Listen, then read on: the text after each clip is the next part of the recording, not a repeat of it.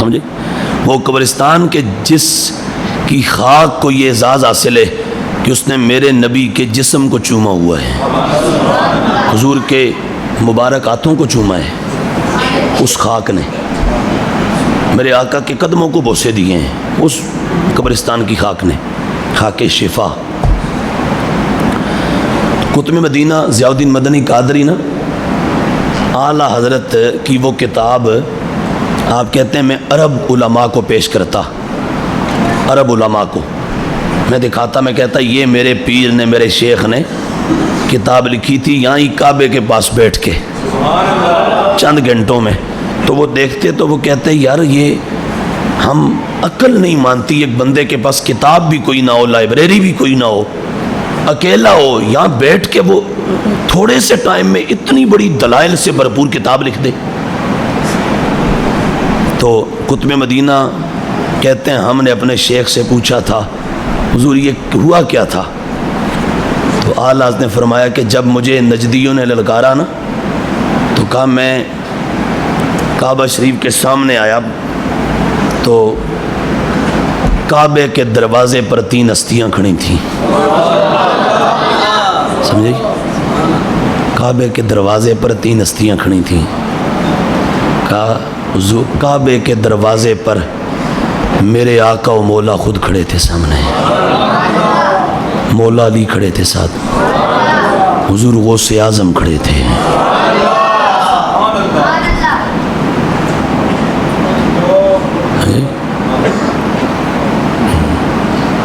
میں نے اس دن شیخو پورہ میں کہا کہ جو بندہ امام محمد رضا سے محبت کرے وہ ایمان پہ مرے گا، ایمان پہ مرے گا۔ یہ بڑے فتنے ہیں آج، بڑے فتنے ہیں اللہ کے بندو، بہت فتنے ہیں۔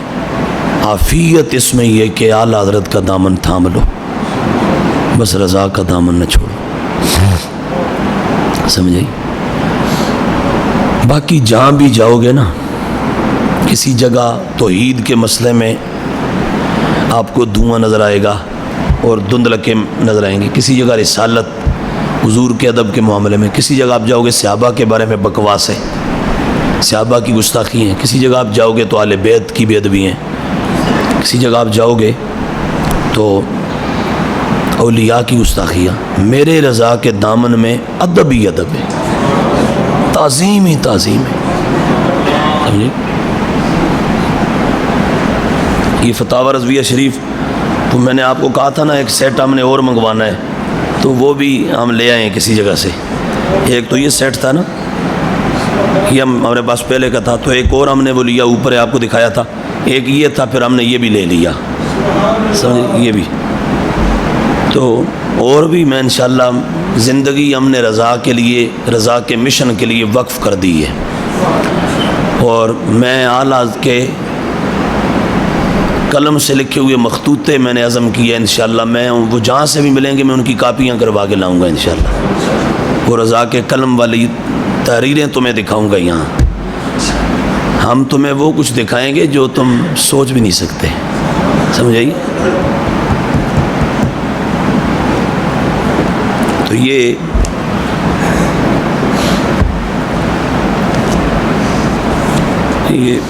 جلد دوسری آ گئی ہمارے پاس، اوپر وہ دوسری جلد تھی، یہ دوسری جلد آ گئی۔ بہرحال بات جو آپ کو سنانا چاہتا تھا وہ یہ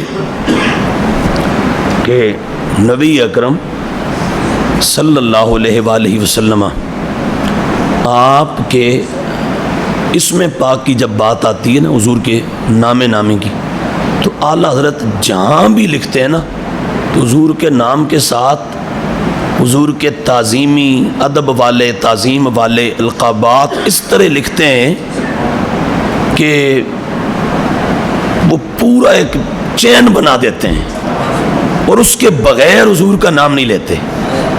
یہ جیسے آج لوگ رکھا سا کر کے نام لیتے ہیں نا، رکھا سا کر کے نبی صلی اللہ علیہ وسلم، نبی صلی اللہ علیہ وسلم، اعلیٰ جب نام لیتے ہیں نا تو اعلیٰ کہتے ہیں ہے حضور تاجدار کائنات، امام کائنات، شاہ کائنات، ہے سلطان کائنات، بادشاہ کائنات.